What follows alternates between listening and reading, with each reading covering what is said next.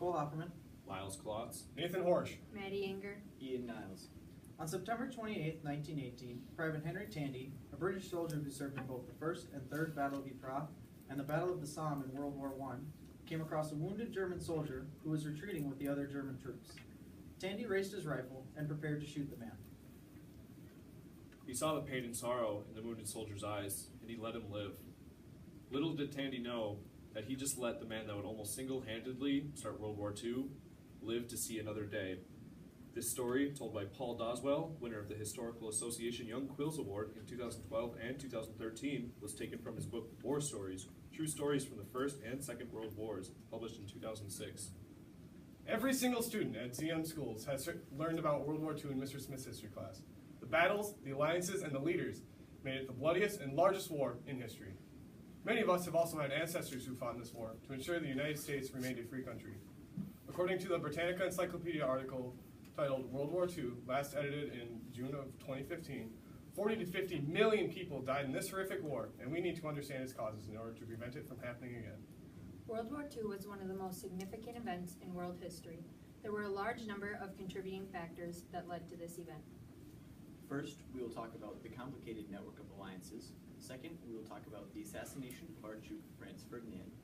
Third, we will talk about World War I.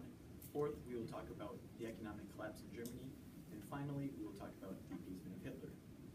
To understand the causes of the Second World War, you first need to understand the causes of the First World War.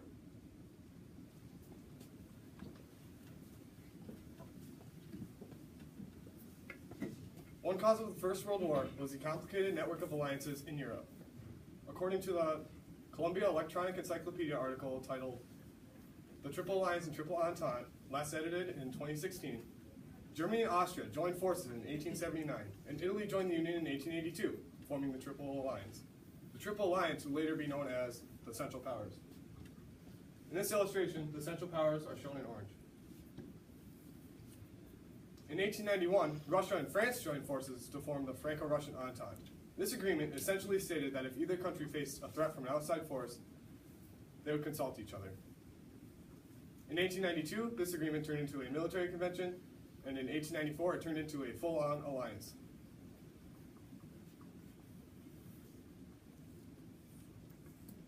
In 1907, Russia signed a treaty settling past differences, which brought Britain into the alliance.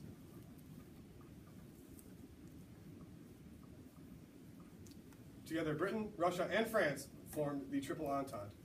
The Triple Entente would later be known as the Allied Powers. The Allied Powers are shown in green. Now that we understand the alliances, we can talk about the second cause of the First World War.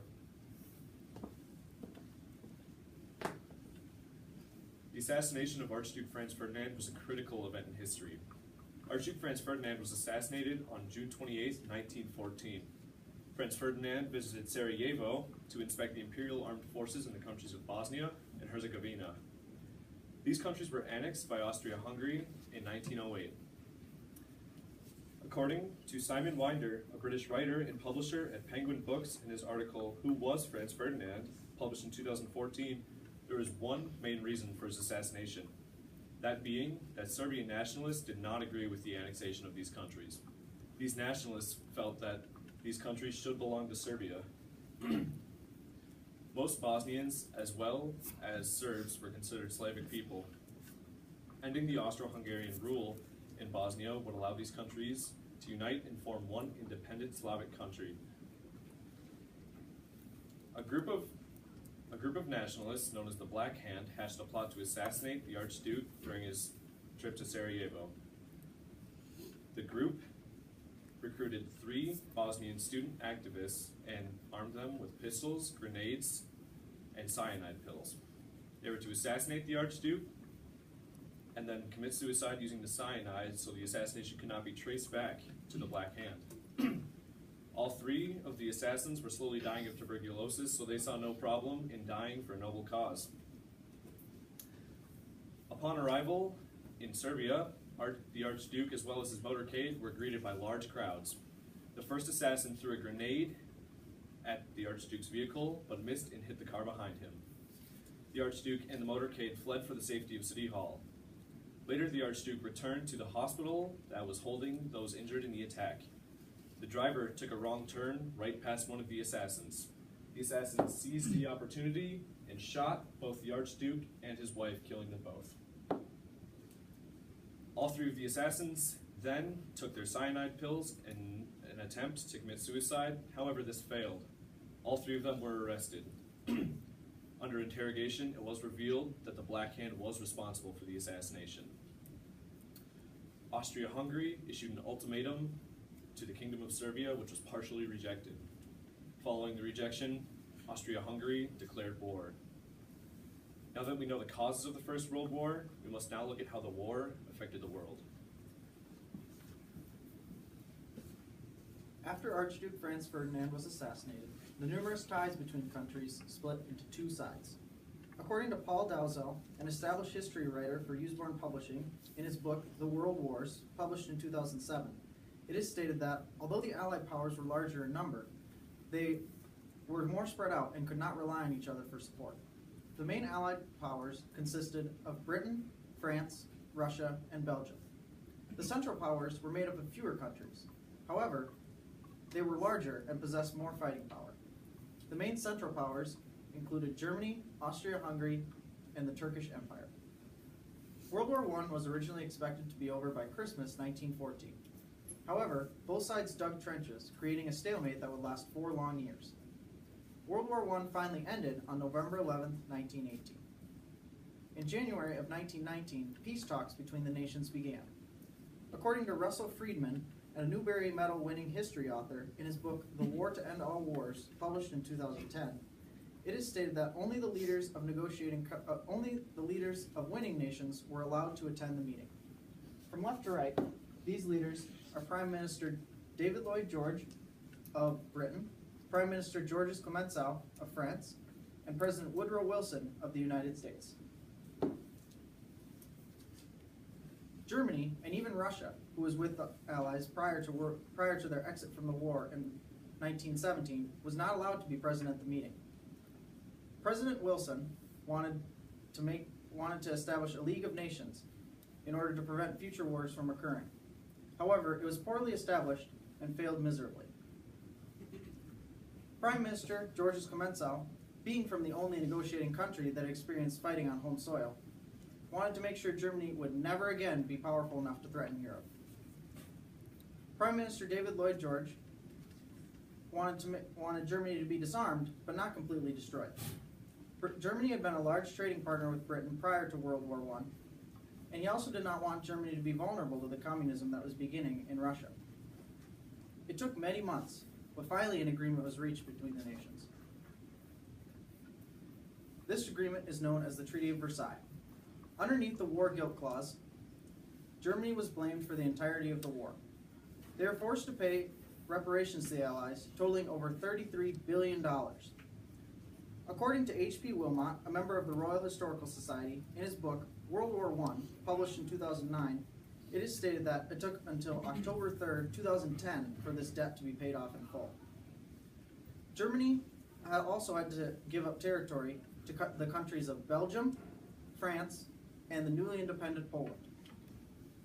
Other territory, such as that of the collapsed empires of Austria-Hungary and Russia, was divided up into new smaller nations. Germany's army and navy was severely reduced, and its air force was banned entirely. The massive war debts caused a food shortage and a depression in Germany. Now that we understand the effects of World War I, let's look at the economic collapse of Germany. The economic collapse in Germany. Germany was already in economic ruin prior to the Great Depression. This event caused a feeling of hopelessness and desperation amongst all German citizens. The economic impact of the Great Depression heavily affected all German citizens. Germans were faced with reparation payments they could not afford. According to Jennifer Llewellyn, a Viscount Bennett professor of law at the Schulitz School of Law, in her book The Great Depression in Germany, published March 3, 2015, it is stated that Germany printed exorbitant amounts of money. This caused mass inflation. Cartoons showed people with wheelbarrows full of money, but they could still not afford a loaf of bread. This illustration shows children playing with stacks of money used as building blocks. They could play with this because it was worth nothing. At the time, Germany did not rely heavily on exports or production. They relied on U.S. loans, which stopped after the stock market crash on October 24th, 1929, also known as Black Thursday. Hitler's ability to speak persuasively was his greatest attribute as a leader. Germany was incredibly vulnerable after the First World War. Between 1928 and 1932, German industrial production fell 42%. In early 1933, the German unemployment rate was 26%.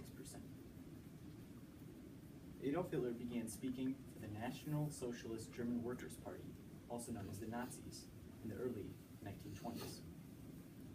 At this time, Germany was as diverse as the United States is.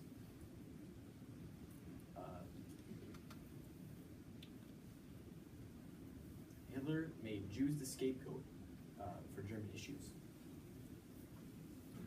Adolf Hitler led the Nazi Party from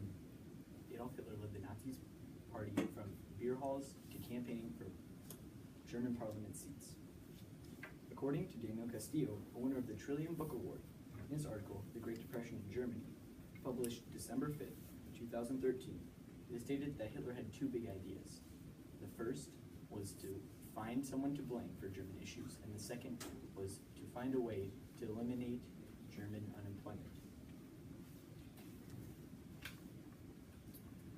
Hitler's plan did not raise the income of German citizens, but it would improve military strength and German nationalism. At this time, Germans were eager for any shot at economic success.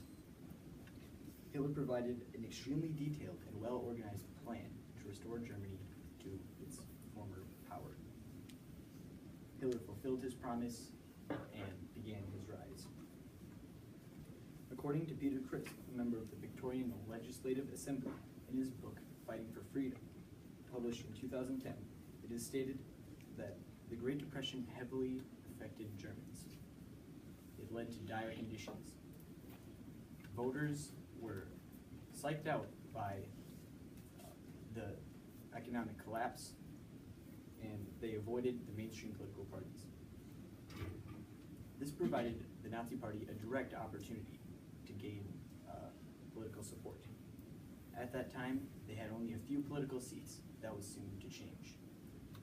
The last cause of the Second World War is the appeasement of Hitler.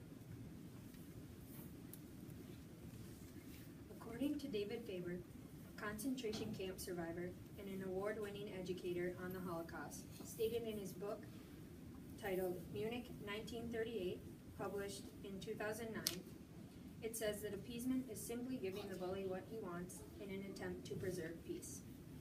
In 1936, Hitler began to rebuild the German armed forces. He started this by reinstating conscription, which is also known as the draft.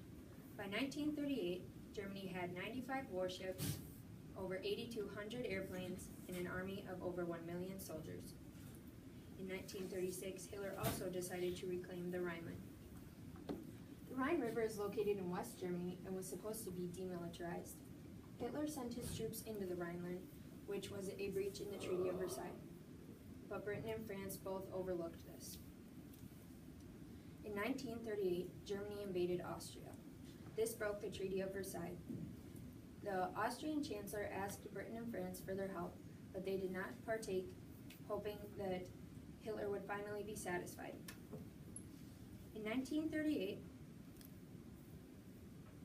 Hitler wanted Sudeten territory. Hitler still had followers in Sudeten that began to cause trouble. Hitler suggested to Britain that Germany take back Sudeten to stop the uprisings, and Britain gave them what they wanted. In 1938, there was a meeting. According to David Faber, in 1938, there was a meeting between Neville Chamberlain, the Prime Minister of the United Kingdom, and Adolf Hitler in Munich, Germany, and in this meeting, Hitler promised Chamberlain that he wanted peace. In 1938, Germany invaded Poland.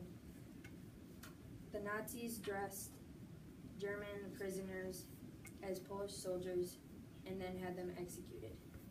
In this, they made this seem like it was an attack on Germany, and Germany used this as an excuse to invade Poland. Britain and France could not overlook this breach in the Treaty of Versailles, and so this was the first event of World War II. Altogether, these 5 events were the cause of World War II.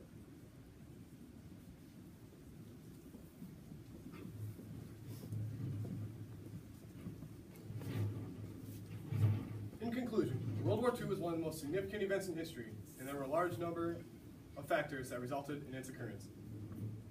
First, we spoke about the complicated network of alliances in Europe. Second, we talked about the assassination of Franz Ferdinand. Third, we spoke on World War I. Fourth, we talked about the economic collapse in Germany. And finally, we told you about the appeasement of Hitler. Henry Tandy learned the hard way that no matter what decision you make, it can have a massive effect on the world.